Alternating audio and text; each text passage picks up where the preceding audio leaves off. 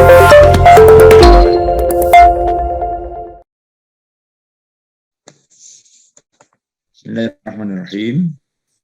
Assalamualaikum warahmatullahi wabarakatuh.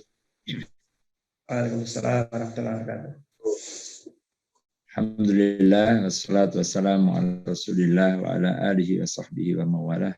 Asyhadu an la ilaha illallah wa asyhadu anna muhammadar rasulullah. Rabbi syrah li sadri wa yassir li amri wa hlul 'uqdatam min lisani yafqahu qawli, amma ba'du. Teman-teman tim Lazisku ya, dan juga para santri, ada juga santri di sini ya, para santri rumah Tafid ya, yang saya hormati dan semoga dirahmati Allah Ta'ala.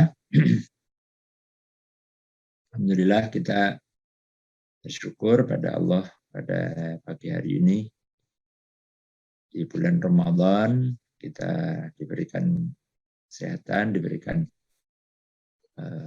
karunia nikmat yang banyak. Semoga nikmat Allah ini selalu ditambah ya kepada kita dan kita senantiasa syukuri nikmat.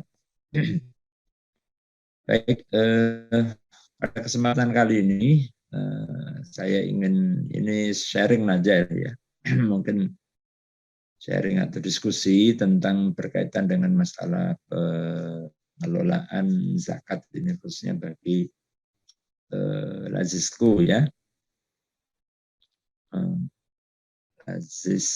Lazisku itu singkatannya Lazis Quran atau Lazis apa?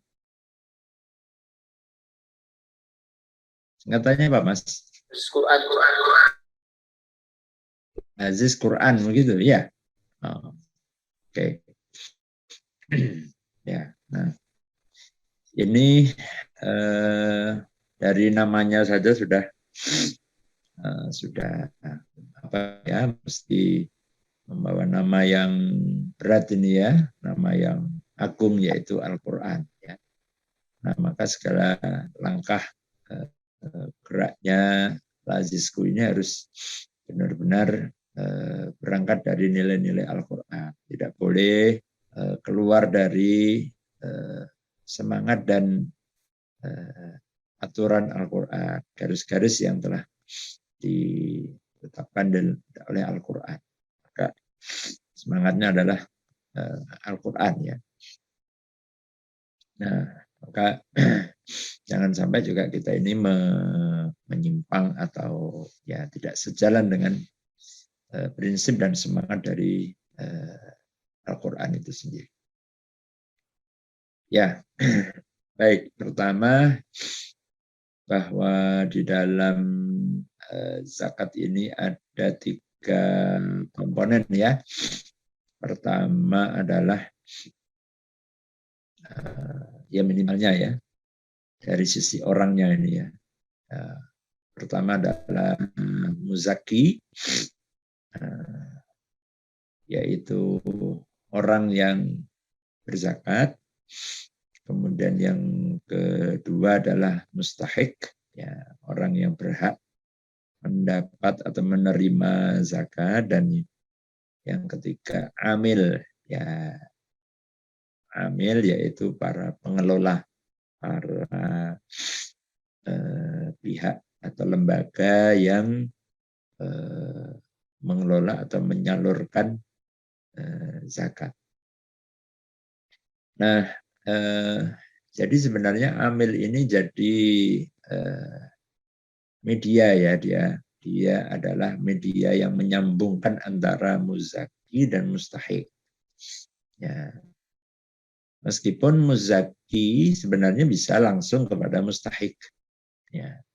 Nah, namun ketika pada pelaksanaannya bahwa muzaki ini tidak selamanya dia paham ya tentang hal-hal yang berkaitan dengan zakat itu, maka butuh pihak ketiga ya, pihak intermedianya, yaitu amil. Nah, amil ini mengambil posisi yang penting, baik itu untuk kepentingan mustahik dan juga kepentingan muzaki.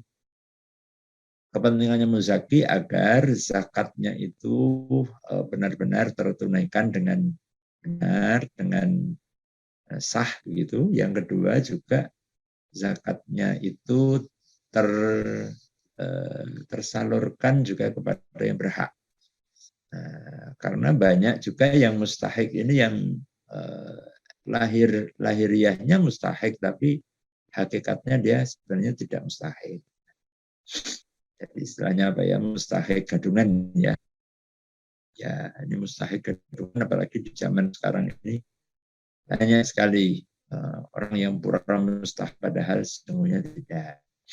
Nah, disinilah peran amil ini sangat penting karena dia akan memverifikasi, dia memastikan bahwa mustahik ini benar-benar yang mustahik yang sesungguhnya, bukan mustahik yang gadungan ya, yang nampak luarnya saja, tetapi sesungguhnya dia tidak. Nah, kemudian juga pentingnya kepentingan dari mustahik, bahwa kalau ada amil maka yang mana amil ini kaitannya Baitul Mal ya, ada lembaganya namanya Baitul Mal ya. Atau sekarang mungkin di kita ya LAS itu ya, LAZIS atau LAS, lembaga amil zakat, di mana para mustahik dapat mendatangi para amil jika mereka dalam kesulitan, ya, sehingga mereka bisa mendapatkan hak zakat yang dikumpulkan oleh amil tersebut, oleh Baitul Mal. Nah, jadi dari kedua sisi amil ini punya peran, punya fungsi yang strategis ya. Dia sebagai penerima amanah dari para muzaki, menyalurkan, dan juga dia menjadi harapan bagi para mustahik ya. Dia berharap kapan ada amil datang gitu ya, untuk menyalurkan zakatnya para muzaki kepada mereka. Ya. Nah, maka di dalam Al-Qur'an para amil zakat ini juga disebut ya di Al-Qur'an, di surat At-Taubah, nama shadaqatul lil fuqara'i wal masakin wal amilina 'alaiha. Jadi disebut secara langsung yaitu wal amilin, dan para amil yaitu para pengelola, para orang-orang yang menjadi panitia ya, yang bertugas baik itu memungut, mengambil, atau sekaligus juga menyalurkan kepada para mustahik. Nah, istilah-istilah ini mesti dipahami oleh para amil ya. Istilah muzaki, istilah mustahik ya, istilah nisab, haul ya, kemudian mikdar ya. Nah, ini istilah-istilah yang kebanyakan bahasa Arab ya, istilah fikih. Nah, maka perlu juga dipahami oleh para relawan ya, istilahnya para relawan, para insan zakat ini.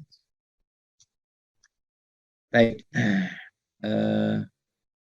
kita mungkin fokus ke zakat dulu ya. Jadi di dalam Islam itu bentuk-bentuk pembelanjaan itu atau yang disebut dengan infak atau nafkah itu ada beberapa macam. Kalau itu yang sifatnya berkaitan dengan kewajiban maliyah, dengan ketentuan yang sudah ada namanya zakat. Nah, ini harus wajib ya, sifatnya ini wajib ya, harus zakat. Kalau yang nafkah maliyah yang kaitannya itu tidak merupakan suatu kewajiban, maka bisa disebut dengan sedekah ya, atau infak ya, sedekah atau infak. Nah, ini umum ya. Artinya tidak mesti ada ketentuan harus nisab dan seterusnya, tidak perlu menunggu 1 tahun ya. Dan juga siapa saja juga boleh. Kalau zakat itu kan ketentuannya rinci ya. Kemudian juga bisa apa namanya wakaf ya, untuk wakaf. Kalau wakaf ini harta itu hanya dimanfaatkan hasilnya saja, manfaatnya saja yang diambil, tetapi pokoknya tetap. Kalau zakat, yaitu zakat itu ya pokoknya itu digunakan, diberikan, dimanfaatkan. Nah, tapi kalau yang wakaf, dia pokoknya atau hartanya itu tetap tidak berkurang, masih utuh, tidak habis, tapi manfaatnya yang diambil. Nah, itu wakaf. Baik, dan juga mungkin nanti ada fidyah, ada ya kafarat dan baik. Kita awali dari, atau kita mungkin akan fokus di zakat dulu ya, karena memang dari judulnya saja LAS, Lembaga Amil Zakat. Sebenarnya domainnya itu di zakatnya ya, meskipun tidak menutup kemungkinan juga ada infak, ada sedekah, ada fidyah, macam-macamnya non zakat. Tentang perhitungan zakat ya, tentang perhitungan zakat. Nah, bagaimana menghitung ya?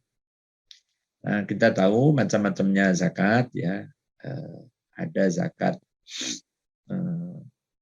pertanian ya, yang ya ini mungkin banyaknya di pedesaan ya. Kalau di kota-kota besar ini mungkin tidak banyak, karena memang di kota nggak ada sawah ya. Maka zakat pertanian umumnya di daerah yang pedesaan atau perkampungan yang masih banyak sawah. Zakat pertanian ini dihitung setiap kali panen ya, setiap kali panen dengan nisab ya, dengan batas minimal hasil dari pertanian itu 653 ya, 653 kilogram beras ya, bentuk beras ya. Kalau di Indonesia ya beras. Ya. Kalau di Saudi mungkin ya kurma ya. Ya. Nah itu kalau gabah berapa ya bisa dihitung ya. Kalau jadi sudah dalam bentuk beras itu minimal 653 kilogram ya, jadi 6 kintal setengah ya. Kemudian dan zakatnya adalah 5%. Ya, zakatnya adalah 5%. 5% itu ya berapa? Seperberapa? 20 ya. Seper-20-nya. Ya. Ada yang zakat 10% itu kalau itu murni bahwa airnya itu tanpa tidak ada biaya yang dikeluarkan ya. Tapi kalau sekarang kayaknya tidak mungkin ya. Sekarang ini semuanya ada pengeluaran biaya-biaya itu, maka zakatnya adalah 5%. 5% dari hasil. Baik, kemudian ada zakat perdagangan, ada zakat mal, zakat harta, yaitu bentuknya apakah emas, ya, perak, nanti ada sendiri, dan segala harta yang memiliki nilai ekonomis ya, yang sebagai simpanan ya, yang dimiliki. Nah, bentuknya bisa macam-macam, bentuknya bisa dalam bentuk uang, bisa dalam bentuk ya saham ya. Ya. Kemudian ada zakat profesi ya. Profesi ini adalah harta yang didapatkan di luar perdagangan ya. Dan juga di luar pertanian. Nah, maka profesi ini ya terbuka luas ya, banyak sekali profesi ini. Bisa dia artis, dia entertain, dia YouTuber, ya itu juga profesi, apa saja ya, pegawai dan seterusnya. Nah, itu zakat kasb atau zakat profesi namanya. Kemudian ada zakat perdagangan. Perdagangan, kalau perdagangan berarti kan ada barangnya ya, ada barangnya. Nah, ini zakat perdagangan. Ya, baik itu bisa barang atau dalam bentuk jasa. Nah, ini juga ada, masing-masing ada zakat. Nah, baik. Nah, kita awali dari nisabnya dulu, batas minimalnya. Untuk zakat pertanian tadi sudah ya, 693 tadi. Kemudian zakat mal dan juga zakat perdagangan, zakat emas. Nah, ini batas minimalnya adalah 85 gram emas. Ya, maka kalau dia punya emas ya sudah melewati 85 gram, maka dia terkena zakat. Atau dia tidak punya emas, tapi punya uang. Ya, punya uang. Nah, kalau nilainya setara dengan 85 gram emas, ya, emasnya ini yang pakai 1 gram yang mana kan beda-beda ya. Pakailah yang standar umum. Umpamanya kalau di Indonesia standarnya pakai emas antam. 1 gramnya 900.000. Itu yang dijadikan apa? 900.000 kali 85. Kira berapa ya, sekitar 80 sekian juta ya, di atas 80 juta. Nah, maka itu kena nisab. Itu perhitungannya ya. Maka dinilai. Nah, kalau kemudian orang menyimpan, bentuknya ada uangnya, ada emasnya, ada punya sahamnya, begitu ya. Nah, ini bagaimana nih? Mungkin masing-masing satu jenis, ini belum sampai nisab. Ya. Nah, bagaimana ya? Maka ditotal aja. Ya, ditotal kalau nilainya sudah lebih dari nisab, senilai 85 gram emas itu berarti benar zakat. Keluarkan zakatnya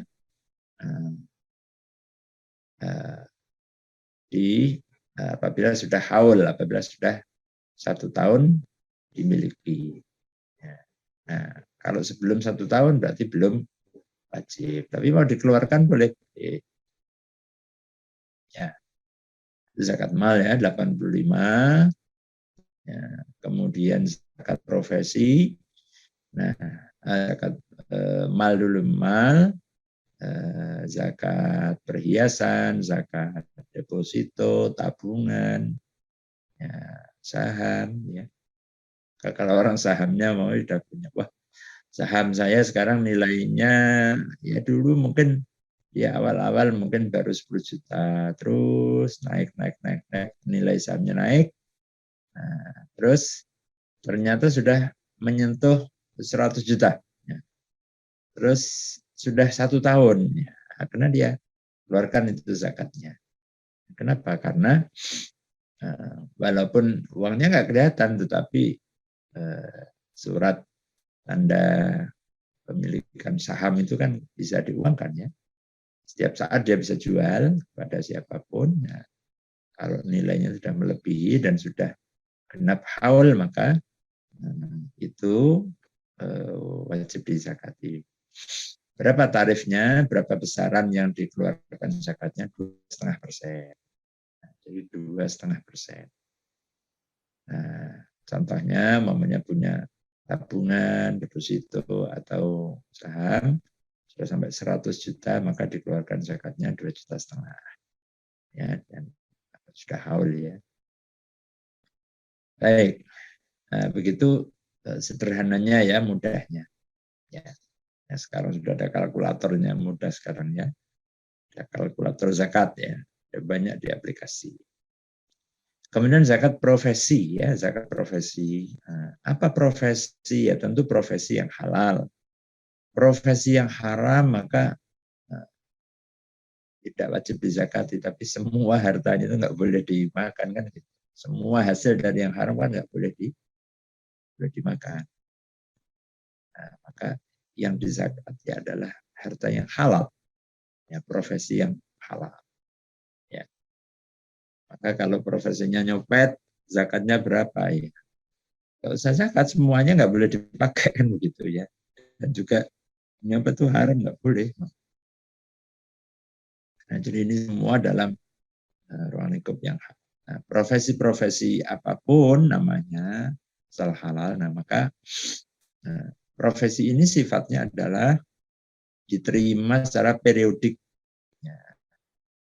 Nah ini bisa bentuknya bulanan, bisa bentuknya per 3 bulan, per semester, atau bahkan mungkin per minggu gitu ya.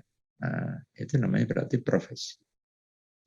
Nah, ketentuannya bahwa zakat profesi ini adalah nisabnya mengikuti nisabnya zakat pertanian atau tanaman, yaitu 653 kilogram beras. Jadi senilai itu. Kalau diambil kembangannya beras 1 kilo harganya 10.000, maka kira-kira nilainya sekitar 6.530.000.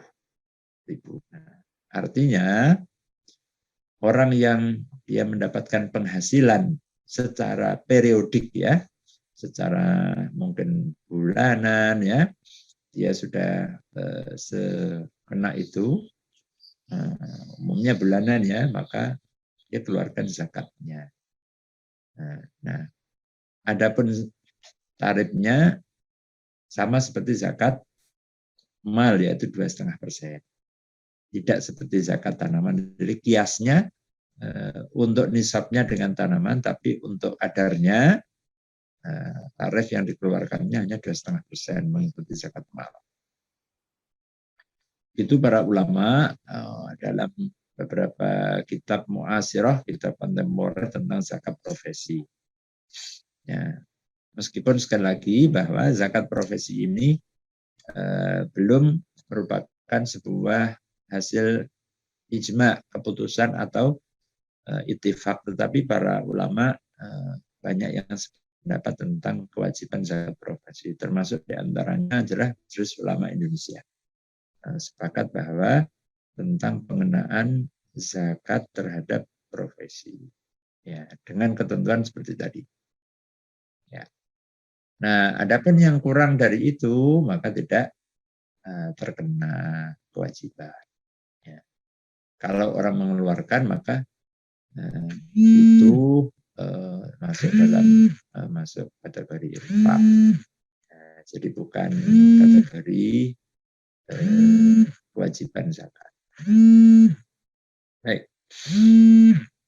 Kemudian tentang saya kira perhitungannya sudah cukup ya. Nah, kapan itu dikeluarkan? Zakat itu dikeluarkan ketika tadi ada syaratnya dalam kepemilikan yang penuh gitu ya. Artinya kalau itu harta itu atau dana itu umpamanya dia masih di pihak orang lain, nah, maka ya belum bisa itu belum kena kewajiban. Kewajibannya kalau udah keluar ya, keluarkan zakatnya. Nah, maka kalau sudah keluar maka menjadi milik penuh gitu. Nah, kemudian yang kedua, harta itu betul-betul milik ya, menjadi miliknya ya. Kalau itu titipan ya enggak lah. Namanya bendahara ini uangnya banyak sekali gitu ya. Kena zakat ya enggak. Ya karena dia sebagai apa namanya petugas saja.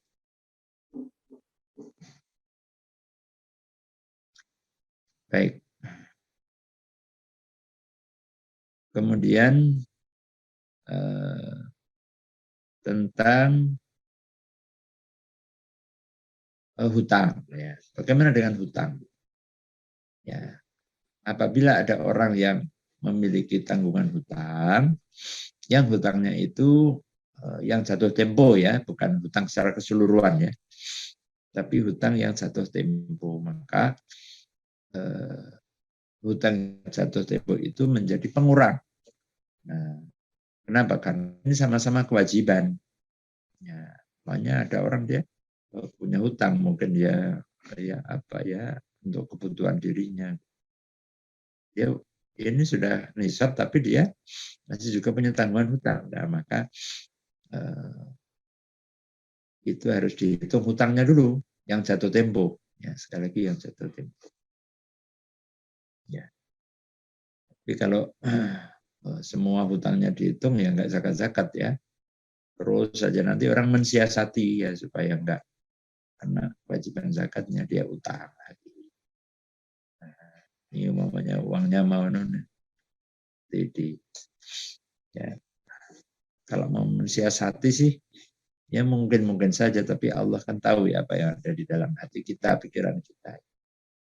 Ya, maka hukumnya mensiasati ya tidak boleh ya. Ya. Kalau memang orang perlu utang ya utang. Kalau enggak ya jangan di pura-pura ya perlu gitu. Baik. Kemudian berikutnya adalah tentang perhitungannya tadi sudah ya.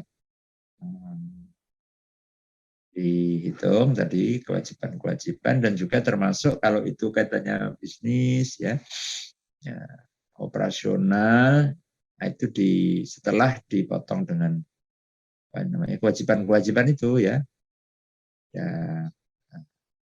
namanya pajak ada baru kemudian itu kewajiban zakat. Nah, namun ada juga orang yang tidak menghitungnya setelah dipotong-potong itu ya. Dia berhitung kalau nanti semua itu nggak jadi zakat ya itu terutama yang kecil-kecil lah ya. Tapi kalau yang gede sih insya Allah masih melebihi lah nisab. Baik, itu poin pertama. Yang kedua tentang kriteria asnaf. Asnaf itu golongan yang berhak menerima. Nah, di dalam Al-Quran disebutkan ada 8 asnaf. Nah, fakir, miskin, ya, amil, ya, ya masing-masing kalau didapatkan haknya ya dapat 1/8 ya, jadi 25% ya. Kok 12,5% ya. Ya, 12,5 ya. 12,5% kalau persentase 1/8. Nah, kriteria-kriterianya tentu zakat ini yang menerima hanya orang muslim. Non-muslim tidak berhak. Ya, maka tidak boleh memberikan kepada yang non-muslim dari zakat. Nah, tapi kalau dari infak boleh. Ya, dari sedekah boleh. Tapi kalau dari zakat nggak boleh. Karena zakat itu ada hanya untuk dari muslim dan untuk muslim. Ya, tentuannya begitu. Ya, kriterianya ya yang memenuhi kriteria. Ya, kalau fakir miskin ya jelas lah. Fakir miskin ini orang yang tidak mampu memenuhi kebutuhan dasarnya ya, bukan pokok dasarnya. Itu ya. Ya, walaupun beda-beda ukurannya, miskin di kota dengan miskin di desa bisa beda-beda. Atau setiap negara beda-beda. Orang miskin di Amerika, mungkin di Indonesia ini dia orang mampu gitu ya. Nah, baik. Nah, kemudian amil juga semua, pokoknya amil ya dia yang bekerja di bidang zakat maka dia masuk. Nah ini banyak kaitannya ya, nanti ada fisabilillah, ada ibnu sabil, gharimin. Oke, ini nanti yang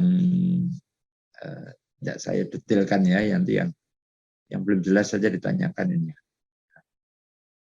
Berikutnya tentang bentuk zakatnya.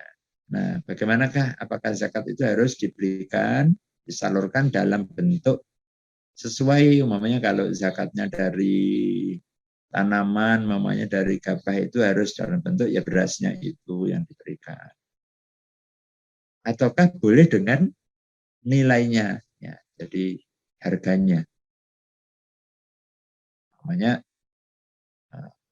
zakatnya bentuk beras sekian, nah itu kalau dinilai dirupiahkan sekian. Nah, kemudian bolehkah? Ya, nah tentu dengan kalau emas kemudian dikeluarkan emasnya, kalau uang dikeluarkan uangnya, nah, begitu itu jelas sah.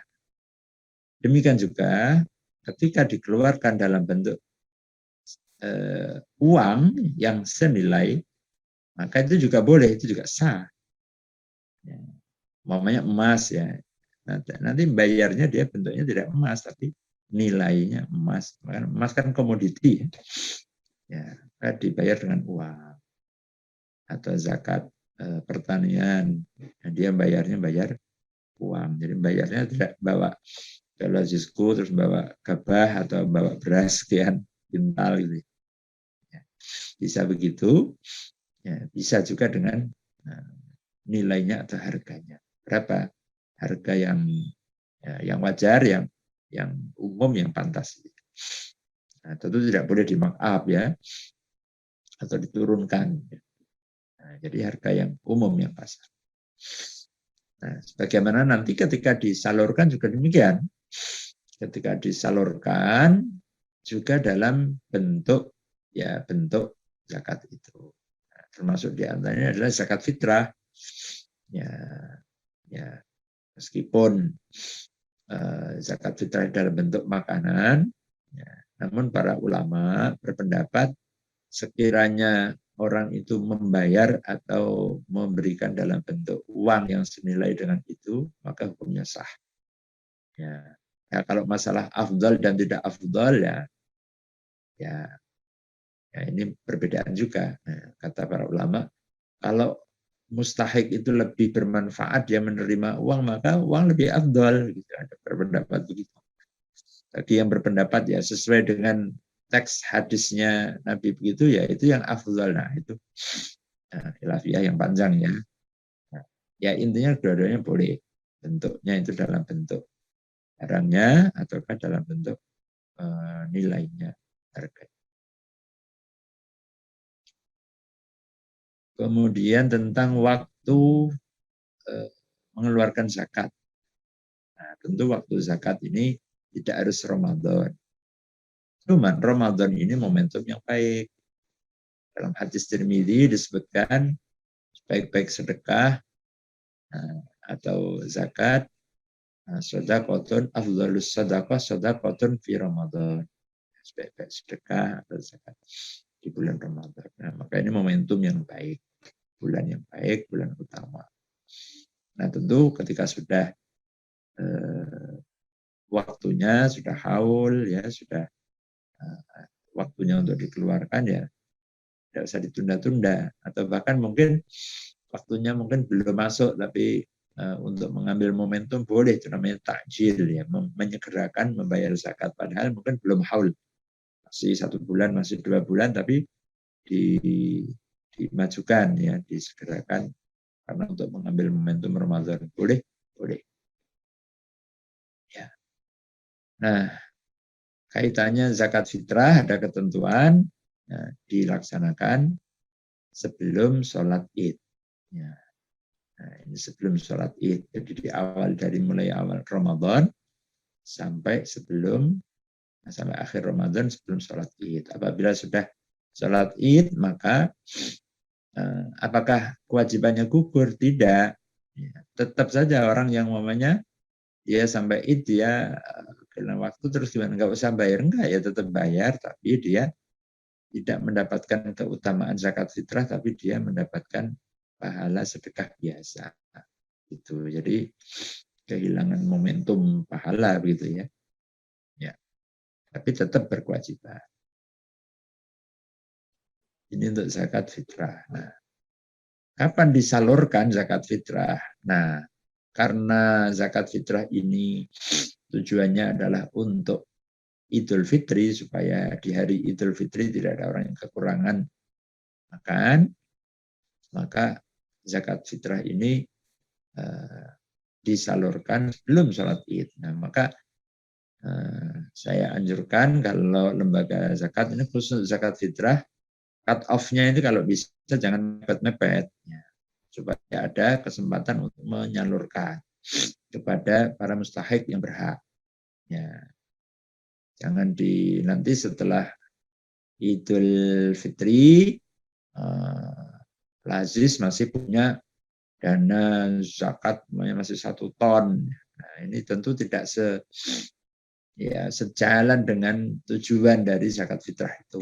Zakat fitrah itu kan tujuannya secara khusus tu'matun lil fuqara wal masakin, ya, khususnya di hari Id itu, di Idul Fitri itu. Ya. Nah, jadi sebisa mungkin para lembaga untuk sudah menyalurkan seluruh zakat fitrah sebelum pelaksanaan sholat Idul Fitri. Ya, itu gimana caranya teknisnya? Ya, mungkin beda-beda setiap lembaga ya. Ya. Ada juga yang udah kita enggak masalah Ustadz, walaupun habis subuh ada orang mau bayar zakat fitrah masih kita terima. Nah, gimana caranya? Nah, mungkin dia sudah punya caranya ya. Caranya, umpamanya dia mustahiknya itu sudah punya. Umpamanya mustahiknya siapa? Mustahiknya itu panti jompo, mustahiknya itu panti asuhan. Ya udah, walaupun 5 menit sebelum sholat Id pun oke, transfer, nah, selesai. Nah, so berarti sudah sampai kepada mustahik sebelum sholat Id. Nah, ya tentu, nah, itu teknis lah ya. Ya, intinya bahwa zakat fitrah sudah sampai ke mustahik sebelum sholat Id. Nah, dan dihitung kapan cut off-nya itu. Hamin berapa? Hamin 1 atau hamin berapa begitu. Nah, supaya betul-betul sesuai dengan makosidnya, bahwa makosid dari zakat fitrah atau sedekatul fitri itu adalah ighna'ul fuqara wal masakin yauma Idul Fitri. Mencukupkan para fakir miskin makanan mereka, bahan pokok mereka di hari raya Id, sehingga tidak ada orang yang susah gara-gara tidak punya makan. Baik. Kemudian bagaimana tata caranya? Tata caranya zakat. Zakat ini ada ikrar ya, ada pernyataan bahwa ini adalah zakat saya. Nah, maka bagus kalau para penerima atau para muzaki ketika menyerahkan zakat itu, mereka ada semacam kayak, mungkin tidak harus secara di lisan ya, dibaca gitu ya, tidak harus. Ya, walaupun ya tentu kalau mau dibaca juga lebih bagus gitu. Nah, minimalnya ada secara tertulis. Ya. Umpamanya ada form pernyataan zakat. Ya. Dengan ini saya ini membayar zakat kepada lembaga las. Zakat untuk apa? Zakat apa macamnya? Ada profesi atau ini sebesar sekian gitu. Saya yang menyatakan bertanda tangan. Atau kalau sekarang modelnya dengan digital ya gimana bahasa digital yang itu difahami sebuah ikrar. Ya. Jadi tentu bahasa digital kan tidak bicara bahasa tulisan ya. Mungkin hanya tinggal klik atau tinggal oke atau tinggal ya pilih menu apa begitu ya. Nah, intinya bahwa telah ada ikrar, ada penyerahan, orang itu menyalurkan sebagai zakat. Sehingga jelas bahwa ini adalah zakat, ini sedekah, ini fidyah, zakat fitrah, dan seterusnya. Ya, nanti penyalurannya juga sesuai dengan zakat itu. Nah, kemudian juga para amil hendaklah menerima ya, menerima zakatnya tadi sebagai amil, dan dia akan menyerahkan serta dia mendoakan sebagaimana hadis Nabi, sebagaimana ayat Al-Qur'an, khudh min amwalihim shadaqatan tutahhiruhum wa tuzakkihim biha wa shalli alaihim. Nah, jadi ada perintah dan doakanlah kepada mereka. Jadi orang yang dipungut zakat itu Nabi diperintahkan untuk mendoakan mereka. Wa shalli alaihim inna salataka sakanun lahum. Sebenarnya salatmu, salat artinya doa ya, doamu itu menenteramkan mereka, menjadi ketentraman bagi mereka. Baik.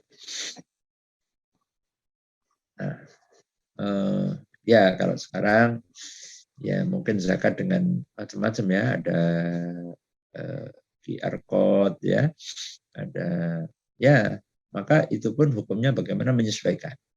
Ya, menyesuaikan. Mungkin kalau tidak bisa langsung mengucapkan, mungkin juga memberikan balasan notifikasi ya kepada muzakinya pakai digital, dia pakai HP, QR code di scan, terus kemudian dia potong dari rekeningnya atau phone bankingnya atau internet bankingnya, kemudian sudah masuk laporannya, kemudian Lazisku memberikan notifikasi. Ya. Doa ya, salah satu di antara doa itu kan Nabi mengajarkan ya ajarakallahu fima anfaqta wa baraka fima abqaita.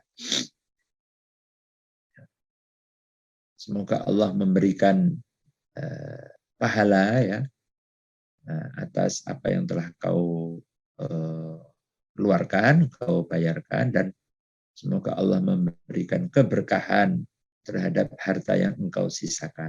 Ya. Harta yang sudah diberikan, yang sudah dibayarkan ini menjadi pahala. Harta yang tersisa, yang masih ada dia, semoga diberikan keberkahan oleh Allah. Ajarakallahu fima a'taita wa baraka fima abqaita. Nah, nanti bisa dilihat di kitab-kitab fikih banyak ya, di buku-buku doa. Nah, itu hal yang harus dilakukan oleh para panitia, ya, nazis, ya, baik itu secara tertulis maupun secara lisan, yang intinya mendoakan kepada mereka. Ya, ya, baik. Saya kira itu ya, tadi sudah banyak di chat-chat tadi. Mungkin nanti bisa dibacakan ya. Baik, saya kira itu untuk mengawali diskusi. Monggo silakan. Ya, terima kasih Ustadz Hoderi. Ini banyak chat yang masuk ya, pertanyaan-pertanyaan. Yang pertama itu dari Pak Henry Dunan. Satu-satu ya. Ya. Dari Pak Henry Dunan pertanyaan. Ketika ada penawaran dari aparat yang mau menyalurkan dana dan pemberian rekanannya karena perintah atasan harus diterima. Dana tersebut tidak mau, yang bersangkutan bahwa pulang untuk keluarganya dan bermaksud diberikan saja ke lembaga sosial. Pertanyaannya, satu, disalurkan dalam bentuk apa ke Lazisku? Yang kedua, bagaimana pertimbangan dari kacamata hukum, agama, dan negara? Begitu, Ustaz. Ya, kalau ada dana itu bukan zakat, itu bukan infak, ya, istilahnya dana yang abu-abu gitu ya. Ya, maka selama dana itu tidak membawa di kemudian hari permasalahan hukum, ya, maka dana itu dimasukkan ke pos untuk sosial, ya, untuk baik itu sifatnya kegiatan ataukah untuk apa yang sifatnya itu fasilitas publik, ya, fasilitas umum, itu, ya, ya. Mudah-mudahan suara tetangga yang sedang renovasi ini nggak mengganggu, ya. Nah, bagaimana secara kacamata fikihnya, ya? Ya tadi, kalau itu dirasa tidak aman, nanti bisa umpamanya ada permasalahan hukum di belakang hari, kemudian bisa dipermasalahkan. Nah, lebih baik ditolak, ya, dengan cara yang baik, umpamanya gitu. Tapi pada prinsipnya kalau umpama orang itu, ya, kita ini tidak perlu kemudian melakukan klarifikasi, ya, umpamanya begini, ketika orang bayar zakat, Pak, ini zakatnya ini uangnya halal apa enggak? Ini didapat dari mana? Itu enggak perlu. Ya, kenapa? Karena dasarnya kita itu husnuzon. Kita melihat orang yang berbayar zakat itu adalah orang baik. Jadi dasarnya bukan suudzon kepada orang. Ya, kalau di negara kita ini kan, ya, kaidahnya semua orang itu jahat kecuali orang baik, kan gitu, ya. Nah, kalau kita Islam mengajarkan orang yang membayar zakat itu adalah semua orang baik, gitu ya, kecuali yang tidak. Nah, jadi tidak ada kewajiban kita untuk menanyakan, ya. Nah, apalagi investigasi gitu, ya, nggak boleh ini, ya.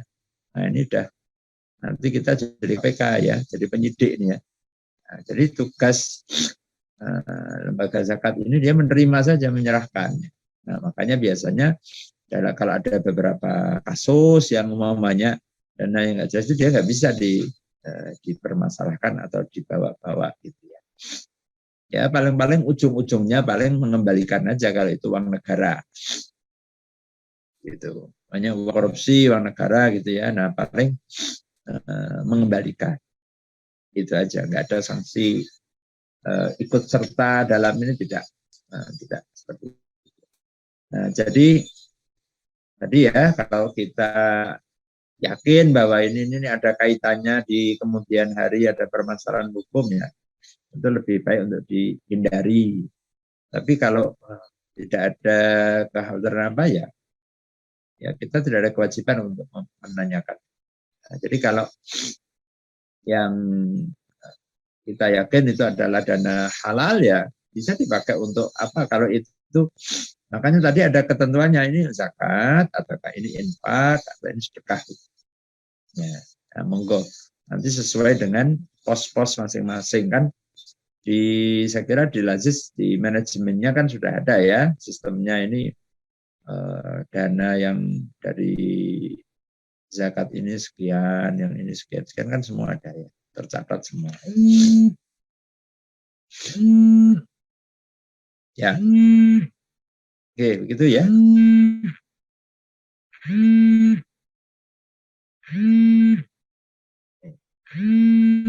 Silakan.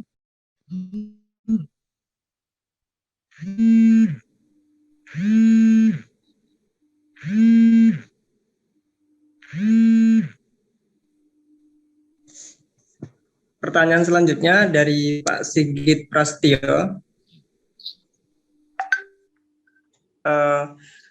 Rumah atau tanah yang dibeli dengan niat sebagai investasi yang nantinya